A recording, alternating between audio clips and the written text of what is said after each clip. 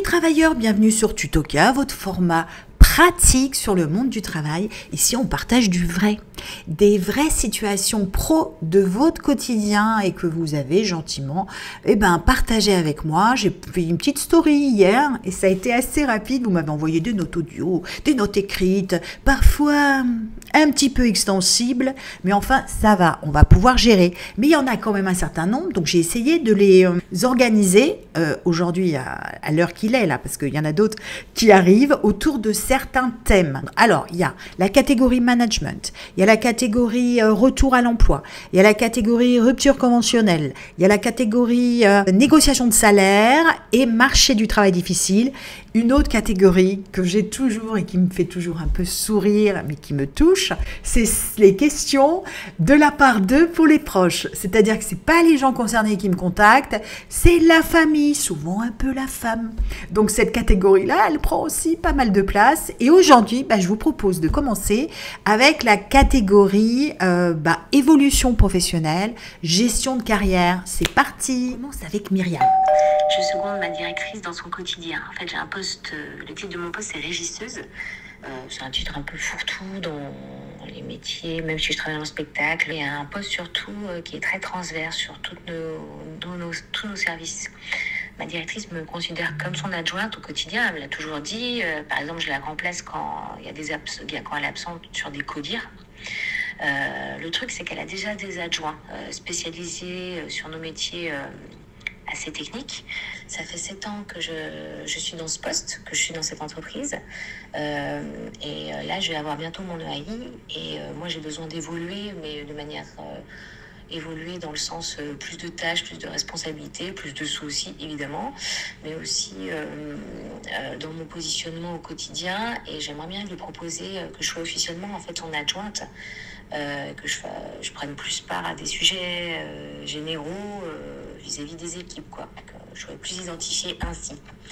Mais je ne sais pas trop comment aborder ce sujet. Voilà, je voulais avoir votre point de vue pour pouvoir argumenter et mieux me positionner dans mon futur entretien. Super Myriam. Alors qu'est-ce que vous voulez Myriam ? Est-ce que vous voulez demander une création de poste ou vous voulez demander une promotion, une augmentation? Parce que là, c'est pas exactement la même chose. Il faut choisir son combat. Vous êtes déjà dans un poste où vous êtes déjà exposé à des responsabilités transverses et puis du quotidien et une fonction assez globale en plus de votre rôle de régisseur classique. Donc ça, c'est votre réalité. Donc commencez par demander quelque chose en lien avec la reconnaissance individuelle et personnelle de ce que vous faites, plutôt que de demander à l'organisation de créer un poste aujourd'hui qui existe dans les faits, mais qui n'a pas été validé. C'est-à-dire qu'aujourd'hui, votre poste, c'est régisseur. Là, ce qui vous intéresse, c'est votre reconnaissance et votre promotion. Donc, commencez par poser les faits. Voilà ce que je fais au quotidien. Voilà les responsabilités qui font plus penser à un rôle d'adjoint. Donc, vous les récapépétez, même si elle les connaît, mais vous les posez pour bien qu'elle voit l'étendue de votre poste et votre réalité, notamment les sujets transversaux. Et puis après, vous montrez comment en 7 ans, votre périmètre a petit à petit évolué. Et donc, l'idée, c'est de faire une demande claire et précise. Eh bien, aujourd'hui, cela fait 7 ans, voilà les résultats que j'ai obtenus. Je souhaite aligner la réalité de mon quotidien avec mon niveau de salaire et mon niveau de grade. C'est pour ça que c'est important que vous alliez aussi vous renseigner sur le marché, parce qu'aujourd'hui, je ne sais pas dans quelle fourchette vous êtes. C'est-à-dire fourchette, c'est-à-dire en interne, est-ce que pour le poste de régisseur, pour le grade auquel vous êtes, il y a un minimum de salaire et un maximum, donc je ne sais pas où vous vous situez dans cette fourchette. Donc, peut-être qu'il est encore possible d'augmenter votre salaire dans le poste de régisseur. C'est pour ça qu'il faut aller regarder les salaires du marché avec toutes les données, parce que ça varie terriblement de 21 à 40K selon la taille de votre poste, quoi. Donc, c'est important que vous alliez, alors vous pouvez aller sur le site de l'APEC, il y a un outil de simulation gratuit, vous pouvez prendre plusieurs sources, des enquêtes de rémunération, et puis là, il faut poser une demande claire au niveau salarial et au niveau grade, c'est-à-dire que vous estimez que le grade, quand vous êtes rentré, aujourd'hui, vous avez évolué.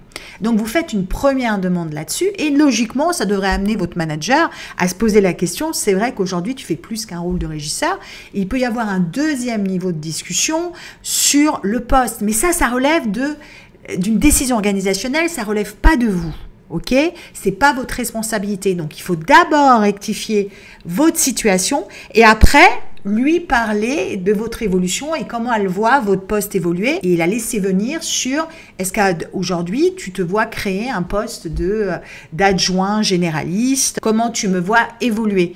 Parce que moi, je me vois plutôt évoluer dans un poste de généraliste que d'expert. Question de Zoé. Alors, je la lis cette fois-ci. Hein. J'ai un entretien pour un job qui ressemble à celui que j'avais avant et dans lequel je m'épanouissais. Est-ce une régression? Est-ce que ça peut être mal vu au niveau ambition? Alors Zoé, revenir à un ancien poste, c'est pas un problème. Sauf si votre motivation repose sur une grande envie de fuir plutôt que de construire.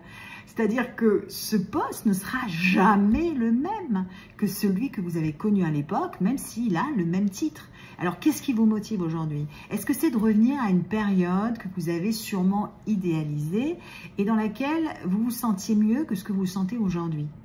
Qu'est-ce qui vous motive le plus? C'est de retourner à un moment de sécurité ou c'est de fuir une situation qui vous pèse énormément aujourd'hui?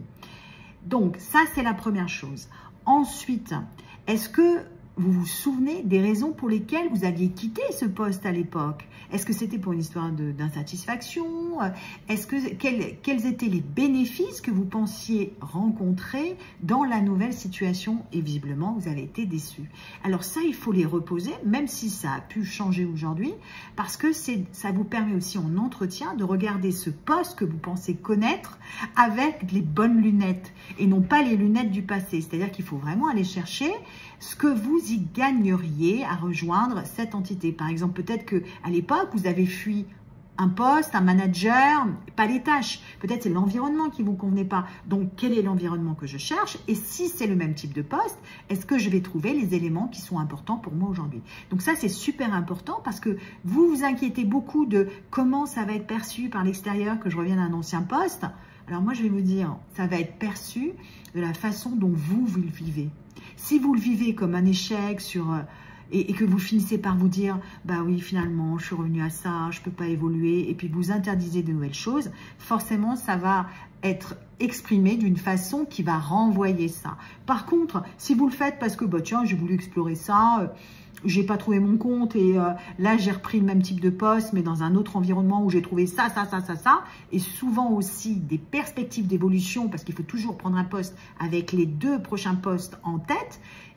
Si je reste dans l'organisation, quel est le poste d'après qui pourrait m'intéresser? Ou si même je décide de partir, qu'est-ce que ce poste-là va me permettre d'attraper derrière qui me donne envie aujourd'hui? Donc, ne vous préoccupez pas tant des autres et réfléchissez-vous plutôt à ce qui vous motive réellement dans ce poste. D'Élodie. Alors, comment avancer dans sa carrière quand on a un problème de collaboration avec un collègue protégé par notre manager? Alors, Élodie, recentrons-nous sur l'essentiel et le plus important, même si je ne nie pas l'inconfort que ça puisse représenter d'évoluer dans cet environnement-là. En quoi cette relation aujourd'hui impacte votre travail?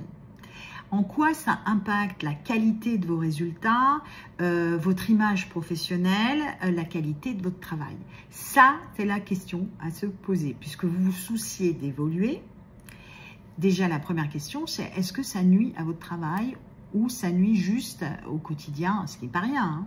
Mais est-ce que la qualité de votre travail est toujours visible? Parce que l'idée pour évoluer, c'est de ne pas considérer uniquement ce manager-là, ça peut être aussi d'autres options.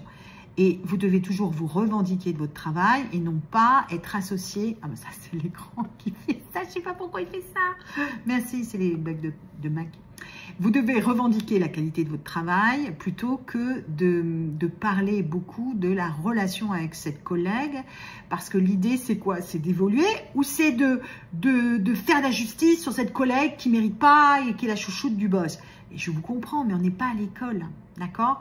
Donc, l'idée, ça ne va pas vous plaire ce que je vous dis, mais c'est de vous concentrer sur l'essentiel, c'est-à-dire aujourd'hui, bonjour, voilà ce que j'ai fait, voilà le poste qui m'intéresse. Battez-vous sur le sujet, le poste que vous voulez. Et c'est de dire, alors je ne sais pas si c'est le poste justement de cette personne, mais il faut parler de votre évolution et que vous soyez très clair sur ce que vous voulez atteindre. Et à ce moment-là, de faire le point sur ce sur quoi je suis prête pour prendre ce poste et ce sur quoi je ne suis pas prête. Et donc à ce moment-là, c'est aussi un souhait que vous devez partager d'abord avec votre manager et après avec les RH. Et si à un moment on vous dit, oui mais nous on estime que tu n'es pas prête, là, et qu'on évoque la relation avec la personne, vous pouvez rester très factuel et c'est bien de documenter tout ce qui vous empêche de faire votre travail. Mais sinon, pour moi, avoir cette discussion sur votre futur vous permet de poser la situation. Est-ce que je peux bouger en interne? Est-ce qu'il y a vraiment des options ou c'est ma perception qu'on va me bloquer mon évolution? Et est-ce qu'il est temps de regarder à l'extérieur? Et ça doit être votre focus et pas cette personne qui, une fois que vous aurez quitté ce poste-là, ce ne sera plus si importante dans votre vie. Elle a déjà eu trop de place, alors ne lui en donnez pas plus. On continue le marathon des questions avec Marilène. Alors, comment demander à la RH une évolution en interne vers un autre métier et quelles sont les choses à savoir avant de faire ce choix? Alors, Marilène, d'abord mettons les choses au clair. Votre RH n'est ni votre coach de carrière, ni votre contact France Travail. Je ne parle pas de compétences, hein. Je parle de mission et de rôle. Elle, son travail, c'est de pourvoir les postes ouverts, c'est-à-dire de s'occuper de l'organisation pour pas qu'elle soit un risque. Pour bien fonctionner, produire des résultats, elle doit avoir tous ses postes clés bien pourvus. Donc, elle, son job en 1, c'est pas de deviner ce qui vous ferait vibrer dans ce deuxième chapitre professionnel. Donc ça déjà, c'est posé. Alors comment vous pouvez faire? Eh bien, pour avoir une discussion sur votre évolution professionnelle, moi je vous conseille de faire déjà tout ce questionnement interne pour pouvoir proposer des choses plutôt que de demander aux autres de parler de leurs désirs, parce qu'ils vont déjà parler de leurs besoins plutôt que de votre besoin à vous. Et vous devez le connaître et pas vous en remettre aux autres. Donc première action.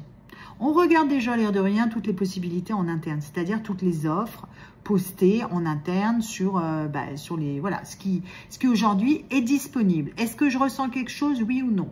Ensuite, on va sur un site comme LinkedIn, par exemple, parce qu'on peut s'amuser sur LinkedIn, c'est-à-dire que si vous avez un profil, vous allez simplement sur l'onglet « Emploi ». Vous allez mettre comme lieu, vous allez mettre la France, parce qu'il ne s'agit pas de postuler. Et sur titre de poste, vous ne mettez rien et vous faites tourner. Et ça va tourner à partir de votre profil. Et à partir de là, vous allez voir plein de postes où il y a certaines compétences communes avec ce que vous faites aujourd'hui. Et vous allez voir s'il y a un certain nombre de postes qui vous donnent envie. Ça vous permet d'avoir une idée de 2-3 types de postes. Et de pouvoir déjà poser, notamment sur LinkedIn, aux recruteurs que vous recherchez tel type de poste. Si c'est vraiment une envie de changer de métier et que vous avez déjà des idées, vous allez chercher des offres en rapport avec ce nouveau métier. Et vous allez prendre un maximum d'offres que vous allez mettre dans un fichier et vous allez aller sur ChatGPT et vous allez joindre le fichier et dire voilà, tu es recruteur, voilà 30 annonces pour le poste 2. Et là, vous allez dire, fais l'analyse de ces 30 offres d'emploi et construis-moi un tableau avec une colonne, toutes les compétences qui reviennent le plus dans ces offres. Une autre colonne sur l'expérience qui est le plus souvent demandée, une autre colonne sur les profils demandés, une autre colonne sur les secteurs d'activité et une autre colonne sur les entreprises et leur taille. Ça vous permet de faire une analyse marché et de regarder après, de joindre votre CV à ChatGPT ou vous le faites aussi. Voilà, vous regardez par rapport à votre CV et toutes les compétences que vous avez, celles que vous devriez développer et celles qui vous donnent envie de vous développer dans ce sens-là. Ça permet d'envisager certains cours en ligne ou certaines formations ou de voir où vous en êtes par rapport à ce type de poste et après de regarder dans l'organisation dans laquelle vous travaillez s'il y a ce type de poste. Je n'ai pas dit forcément disponible, mais ça vous permet aussi d'aller parler avec les gens qui occupent ces postes et d'en savoir un peu plus.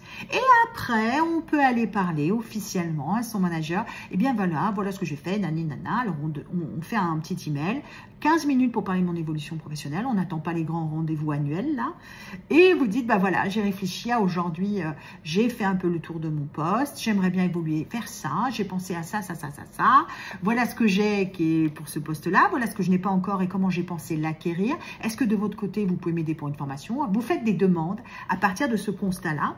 Et vous dites aussi, avant les demandes, c'est de dire, et vous, qu'est-ce que vous en pensez et comment vous me voyez évoluer. Donc, c'est ouvrir la discussion en ayant déjà posé un petit peu ses jalons. Et suite à votre discussion avec le manager, vous avez le droit ensuite d'aller voir la RH et de parler de vos envies et de votre besoin d'évoluer, mais en ayant déjà eu cette conversation avec votre manager au départ. Ok? Donc, changer après sur les risques, l'impact, ça dépend de ce que vous allez faire, mais du moment que c'est quelque chose qui vous donne envie, peut-être vous avez juste envie d'un ajustement, vous n'avez pas envie d'un changement de carrière. Et donc, tout ce questionnement que je viens de vous exposer, ça vous permet d'affiner un peu ça et de faire un petit peu d'introspection. Et puis, si en interne, il n'y a rien qui vous donne une petite étincelle, et là, c'est une autre étape pour aller chercher un peu le désir et le besoin. Et ça passe pas par regarder des sites de recherche d'emploi, mais plutôt par rencontrer un maximum de gens qui n'ont pas du tout le même type de carrière que vous ou le même type d'environnement, c'est-à-dire si vous êtes salarié, allez voir des entrepreneurs, allez voir des freelancers, allez voir des fonctionnaires, allez voir des gens du privé, allez voir des gens qui ont arrêté, allez voir des gens qui ont changé. Et c'est juste, le sujet, c'est pas vous, c'est eux, et de leur poser beaucoup de questions sur leur parcours, comment ils ont pris leurs décisions et à quoi ressemble leur quotidien. Et ça va vous mettre, pouf, dans une autre posture. Alors aujourd'hui, j'ai choisi un des thèmes qui regroupait le plus de questions pour satisfaire le plus de monde. Et puis dans les prochaines vidéos, si ça vous plaît, je continuerai à y répondre.